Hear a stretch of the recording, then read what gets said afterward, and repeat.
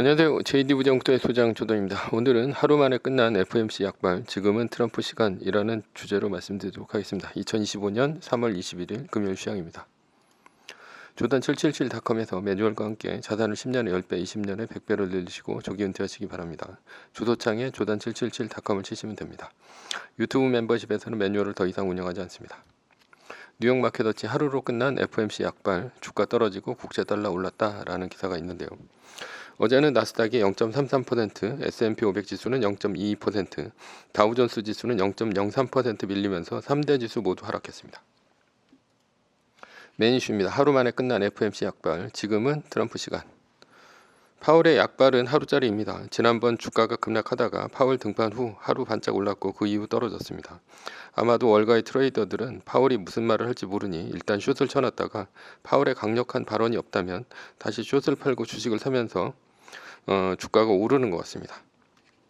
결론입니다. 지금은 누가 뭐래도 트럼프 시간입니다. 트럼프가 등판해 관세를 매기겠다고 하면 주가는 미친 듯이 떨어지는 날이 지속되고 있습니다.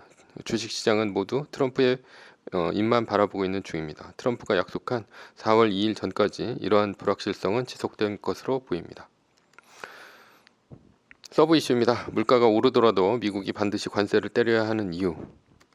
트럼프가 관세를 때리면 미국의 물가가 오릅니다. 그러나 그 물가의 피해는 미국 소비자가 입습니다. 왜냐하면 미국의 수입업자가 관세를 물어야 했기 때문입니다. 그리고 수입업자가 기존 가격에 관세를 붙여 소비자에게 유통하기 때문에 물가가 오르게 되어 있습니다. 트럼프가 관세를 때려 물가가 올랐으니 미국의 소비자가 과연 손해일까요?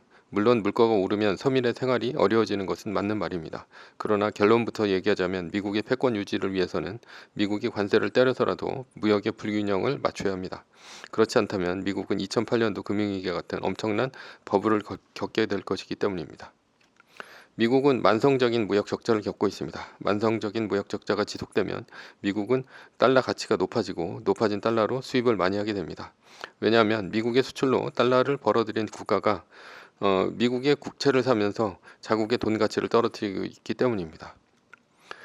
미국에 수출해서 달러를 벌었는데 왜 미국의 국채를 살까요? 왜냐하면 달러를 자국 내에 풀었을 경우 자국의 돈 가치가 높아지고 그로 인해 수출 경쟁력이 떨어지기 때문입니다. 미국으로 수출하는 중국, 한국, 일본, EU 국가들 중 어느 한 나라가 통화 가치가 높아지면 그 나라는 가격의 수출 경쟁력이 떨어집니다. 그러니 벌어들인 달러로 필사적으로 미국이 자산을 사는 것입니다. 자산은 미국의 국채뿐 아니라 부동산, 주식 등을 포함합니다. 미국의 무역 적자가 지속되는데도 불구하고 달러 가치가 높아지고 있으니 2008년도 금융위기가 터진 것입니다. 지금은 중국이 미국의 자산이 아닌 금을 사면서 금의 가격이 높아지고 있는 중입니다. 채권 ABC 그린스펀의 수수께끼라는 기사가 있는데요. 당시 연준 의장인 앨런 그리스펀은 부동산 가격이 올라가자 기준금리를 인상했는데도 미국채 10년물 금리는 오르지 않았습니다. 이것이 그린스펀의 수수께끼입니다. 왜 연준은 기준금리를 인상했는데도 주택과 연동되는 미국채 10년물 금리가 오르지 않았을까요?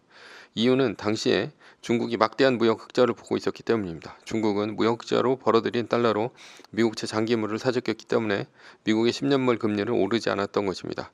이렇게 주택과 연동되는 미국채 10년물 금리가 오르지 않고 저금리가 지속되자 미국인들은 부동산 투기에 나섰습니다. 그러다가 2008년도 금융위기가 터졌고 미국의 신용도는 땅에 떨어졌습니다. 이것은 1987년 일본의 프라자 합의로 엔고와 저금리가 지속되자 일본 부동산과 주식의 버블이 끼었던 것과 마찬가지입니다. 자국 돈의 가치가 높아지고 저금리가 지속되면 자산의 버블이 끼고 그로 인해 그 나라는 회복할 수 없는 피해를 입습니다. 예를 들자면 2008년도 미국 금융위기 그리고 1990년 일본의 버블이 역사적 증거입니다. 원래 무역 적자가 지속되면 그 나라의 돈 가치는 떨어지게 되어 있습니다. 자국 돈의 돈 가치가 떨어지면 다른 나라에 비해 수출 경쟁력이 생기고 제조업으로 수출을 통해 무역 흑자로 돌아서는 것이 당연합니다. 그것이 바로 무역 균형입니다. 그러나 미국은 무역 적자가 지속되고 있는데도 달러의 가치는 높아지는 이상현상이 지속되고 있습니다. 이렇게 달러 가치가 높아지고 미국의 자산의 가치가 높아지면 반드시 버블이 끼게 됩니다. 그렇다면 자국 돈의 가치를 떨어뜨려 미국의 가장 많은 무역 흑자를 기록하고 있는 나라는 누구일까요? 당연히 중국입니다. 2021년 현재 중국은 GDP 대비 소비가 38%로 세계 평균이 63%보다 훨씬 적습니다. 이렇게 중국의 소비가 부진한 이유는 환율 조작, 수입 제한, 은행 제도, 그리고 노동 경직성, 그리고 임금 억제로 인한 총체적인 결과입니다. 그러면 중국의 무역 흑자와 미국의 무역 적자로 가장 손해를 보는 쪽은 누구일까요? 양국의 노동자입니다. 중국의 노동자는 임금 착취로 더욱 가난해지고 있습니다.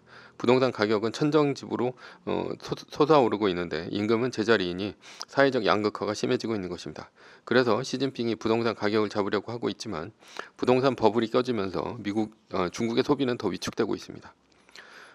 미국의 노동자는 중국의 이 제조업 일자리를 빼앗기고 서비스업 일자리만 남게 되니 소득 감소에 시달리고 있습니다. 미국의 러스트벨트가 대표적입니다. 따라서 미국의 백인 노동자 계층이 중국의 관세를 때리겠다는 트럼프를 대통령으로 뽑은 것이죠. 그렇다면 양국에서 누가 돈을 벌고 있는 중입니까? 중국은 생산수단을 보유한 중국의 공산당이 돈을 벌고 있고요. 미국은 싼 물건을 수입해서 파는 수입업자가 돈을 벌고 있는 중입니다. 그렇다면 미국의 트럼프가 관세를 때리면 어떻게 됩니까? 중국에서 미국으로 수출길이 막혀 중국의 공산당이 망합니다. 그리고 싼 물건을 수입해 팔던 미국의 수입업자가 망합니다. 즉 지금까지 돈을 벌어오던 놈들이 망하는 것입니다.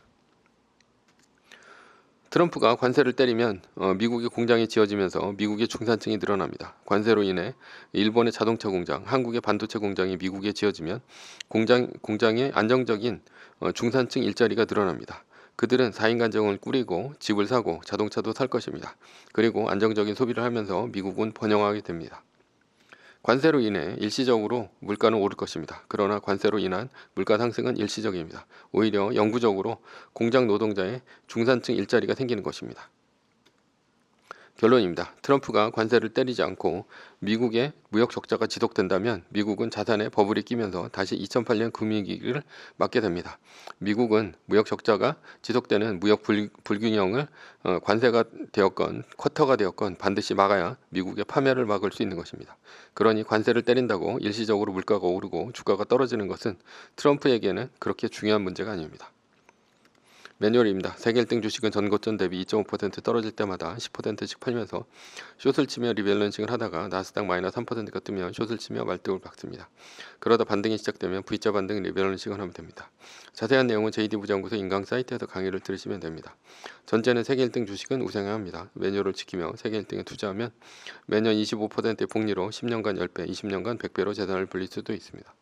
위의 상황은 매뉴얼일 뿐입니다. 따를 사람은 따르고 참고할 사람은 참고하시면 됩니다. 주식을 사고 파는 것에 대한 모든 책임과 이득은 자신에게 있습니다. 매뉴얼을 지키려면 머리를 쓰지 말고 머리를 쓰려면 매뉴얼을 지키지 맙시다. 오늘은 하루 만에 끝난 FOMC 약발, 지금은 트럼프 시간이라는 주제로 말씀드렸고요. 지금까지 JD부장구소의 소장 조단이었습니다. 지금까지 들어주셔서 감사합니다.